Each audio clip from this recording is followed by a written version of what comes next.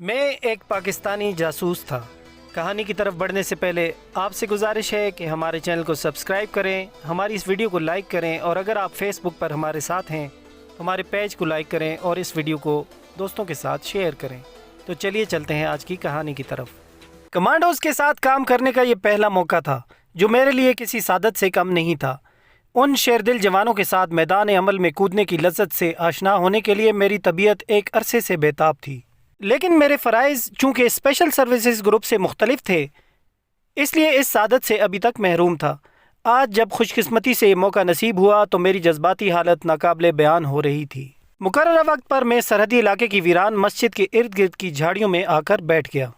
अभी मुझे वहाँ बैठे 5 मिनट ही गुजरे थे जब अचानक मेरे दाएं तरफ से एक मखसूस जानवर की आवाज़ उभरी और खामोशी छा गई। चंद लम्हों के तवक्कुफ के बाद फिर वही आवाज़ वक्फे वक्फे से सुनाई दी। ये मेरे दोस्तों की आमद का सिग्नल था।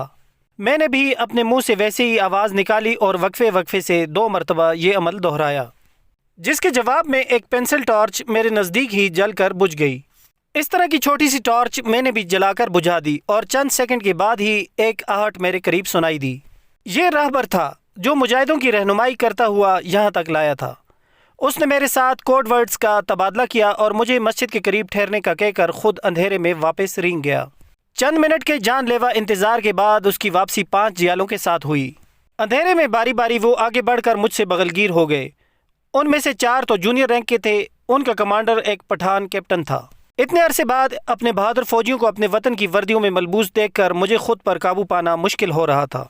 मैंने राहबर को वहीं से रुखसत कर दिया क्योंकि उसका काम अब ख़त्म हो चुका था और मेरा काम शुरू हुआ था। राहबर ने कुछ अजीब सी नज़रों से हमारी सिमत देखा। शायद वो भी इस जज्बाती कैफियत का शिकार था जिसने मुझे असीर कर रखा था। उसकी आंखें हमसे यही इल्तिजा कर रही थीं कि मुझे भी इस सादत से सरफराज होने का मौका दो। लेकिन नज़्म व ज़ब्त भी बहरहाल कोई शे है। ज़िंदगी में सभी कुछ जज्बात ही तो नहीं होते। रहबर के रुखसत होते ही मैंने कैप्टन को आंखों ही आंखों में इशारा किया और एक सिमत को चल दिया।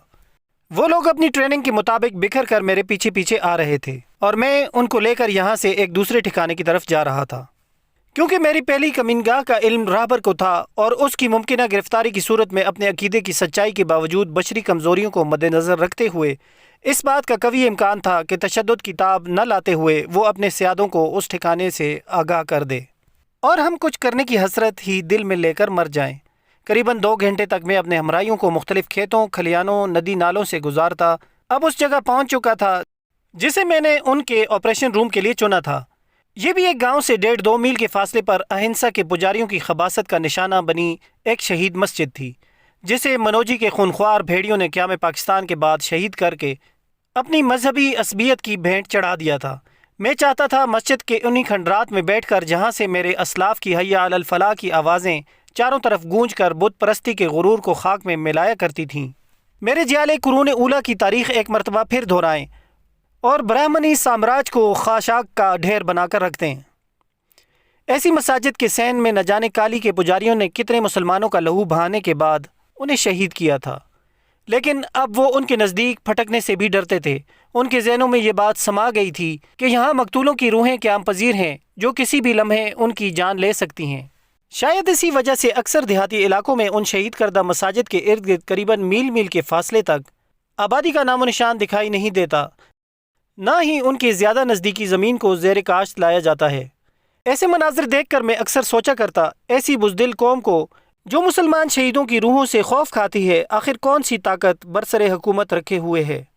उनके किरदार को घुन लग चुका, उनके पास सिवाय बेहयाई और मुनाफिकत के और रह ही क्या गया है। तब मुझे अपने सवालों का एक ही जवाब सूझता कि इसका सबब सिर्फ मेरी कौम की बेहिसी, बरसरे इक़्तिदार तबके की मसलियत कोशी और लीडरों की प्रेम सभाई जहनीत है। बदकिस्मती से अभी तक मेरी मुक़द्दस सरजमीन पर ऐसे लोग बज़ोम ख्वाहिश लीडर बने फिरते थे जिन्होंने कभी सिद्ध के दिल से पाकिस्तान को तस्लीम ही नहीं किया, और ये लोग आज हमारे मलजा मावा होने के भी दावेदार हैं। अपने असलाफ की अजमतों के इन खंडरात में बैठकर मैंने न जाने कैसे कैसे सपने देखे। मेरा दिल गवाही देता था कि जिस रोज़ मेरी कौम ने हिंदू और हिंदू जहनीत के हामिल पाकिस्तानियों की असलियत जान ली वो भारत माता की मौत का दिन होगा। एक मरतबा मेरे कश्मीर के जियाले अगर अज़्म करके उठें तो मुमकिन ही नहीं कि वो महासभाइयों के ताबूत में आखिरी कील ठोंके बगैर पलट आएँ। کاش میری بھولی قوم ہندو ذہنیت کی چلتر بازیوں سے آگاہ ہو سکے، اے کاش۔ اپنے مہمانوں کی مہمان نوازی کے لیے میں نے چائے سے بھرا تھرموس اپنے پاس رکھا تھا۔ سب سے پہلے میں نے ان کی تواضع چائے سے کی، پھر کیپٹن کے اشارے پر اس کے چاروں ساتھی اس جگہ کے چاروں طرف بکھر کر پہرا دینے لگے، جبکہ کیپٹن صاحب ایک نقشہ بچھا کر میرے سامنے زمین پر بیٹھ گئے۔ ایک چھوٹی سی ٹارچ کی روشنی میں انہوں نے اپنے ٹارگٹ کی نشاندہی کی۔ یہ ایک فوجی نوعیت کا پل تھا جسے وہ تباہ کرنے آئے تھے۔ کشمیر میں نظام رسد اور مواصلات کا انحصار ان چھوٹے چھوٹے پلوں پر ہے جو تیز رو پہاڑی ندی نالوں پر بنائے جاتے ہیں۔ ایسے پلوں کی حیثیت بھارتی آرمی کے نزدیک شہرک کی طرح ہوتی ہے۔ اگر ایک دو پل بھی تباہ ہو جائیں تو فوج کا بہت بڑا حصہ مفلوج ہو کر رہ جاتا ہے۔ پلوں کی اسی اہم نوعیت کے پیش نظر یہاں ہر وقت فوج تعینات رہتی تھی، اور ایسے اہم نوعیت کے پلوں کے دونوں اطراف میں مضبوط مورچہ بندیاں کی جاتی ہیں۔ ان کے ساتھ ساتھ پاکستانی کمانڈوز کے ممکنہ حملے کے پیش نظر یہاں بڑے بڑے پختہ بنکر تعمیر کیے گئے تھے، جس کا سلسلہ اندر ہی اندر کافی دور تک پھیلتا چلا گیا ہے۔ ان بکھری ہوئی پوزیشنوں پر مورچہ زن افواج کے لیے جگہ جگہ پیٹرول ڈمپ اور گولہ بارود کے ذخیرے بھی رکھے جاتے تھے، اور ان کی نقل و حرکت جاری رہتی تھی۔ پاکستانی کمانڈوز اور کشمیری حریت پسند چھپ کر اچانک حملہ کرتے اور زیادہ تر اسلحے کے ڈپوؤں، پیٹرول کے مراکز اور فوجی کانوائے کی سپلائی لائن میں اچھا خاصا شگاف بنایا کرتے تھے۔ ایسے کسی پل کی تباہی سے بھارتی افواج کی سپلائی لائن میں اچھا خاصا شگاف پڑ جاتا تھا، جس کو پر کرنا ان کے لیے فوری طور پر ناممکن ہو جاتا، کیونکہ اکثر و بیشتر ایک کے فوراً بعد انہیں دوسرے ناگہانی حملے کا سامنا کرنا پڑتا۔ یہ سرفروش بھی ایک ایسے ہی اہم نوعیت کے پل کو تباہ کرنے آئے تھے۔ سب سے اہم کام تھا اپنے ٹارگٹ کو اپنی آنکھوں سے دیکھ کر اس کا بھرپور جائزہ لینا، تاکہ اس کی تباہی کے لیے مؤثر منصوبہ بندی کی جا سکے۔ میں تو اس پل سے 2-3 مرتبہ گزر چکا تھا، لیکن کیپٹن صاحب کو اس کا نظارہ کروانا بھی ضروری تھا، جس کا بندوبست میں نے پہلے ہی کر رکھا تھا۔ ارد گرد کے مقامی دیہاتوں میں سے جو لوگ پٹھان کوٹ یا جموں جاتے تھے انہیں اس پل سے گزر کر جانا پڑتا تھا، سوائے اس کے چارہ نہیں تھا۔ الصبح کیپٹن صاحب نے اپنے ساتھیوں کو ضروری ہدایات دے کر وہیں چھپ کر انتظار کرنے کا حکم دیا، اور خود میرے ساتھ دیہاتیوں کے لباس میں چل دیے۔ میں نے ان کی سرخ و سفید رنگت کے پیش نظر انہیں مقامی پنڈتوں کے سے انداز میں کپڑے پہنائے تھے۔ بطور احتیاط پھر بھی ہم نے اپنے لباسوں میں پستول چھپا رکھے تھے۔ کپڑے کا ایک تھیلا میرے ہاتھ میں تھا جس میں کچھ کاغذات تھے، اور دوسرا ان کے ہاتھ میں تھا جس میں کھانے کی اشیاء رکھی تھیں، کیونکہ برامن زیادہ تر اپنے گھر کے پکے کھانے پر ہی انحصار کرتے ہیں۔ اپنی پلاننگ کے مطابق تمام باتیں میں نے جانے سے پہلے ایک مرتبہ پھر ان کو ذہن نشین کرا دیں۔ ہم دونوں اللہ کا نام لے کر چل دیے۔ میں نے جان بوجھ کر وہ راستہ اپنایا تھا جو ارد گرد کے دیہاتوں سے ہٹ کر جاتا تھا۔ یہ پل سے تقریباً 8-9 میل دور تھا۔ سارا راستہ ہم نے پیدل ہی طے کیا اور سورج طلوع ہونے تک پل کے قریب پہنچ گئے، جس کے دونوں کناروں پر مسلح سنتری آنے جانے والوں کو ٹھونک بجا کر دیکھنے کے بعد ہی وہاں سے گزرنے کی اجازت دیا کرتے تھے۔ ہم دونوں ساتھ ساتھ چلتے اس پل تک پہنچے تھے اور پہرے داروں کی طرف دیکھے بغیر ہی منہ اٹھائے چلے جا رہے تھے۔ ہالٹ! کون ہو تم؟ کدھر جا رہے ہو؟ اچانک ایک فوجی للکارتا ہوا ہماری طرف بڑھا۔ جواب میں نے بھی ڈرتے ڈرتے ہاتھ جوڑ کر اسے اپنی شناخت بتلائی اور نزدیک کے ایک گاؤں کا نام بھی لے لیا۔ تو کون ہے؟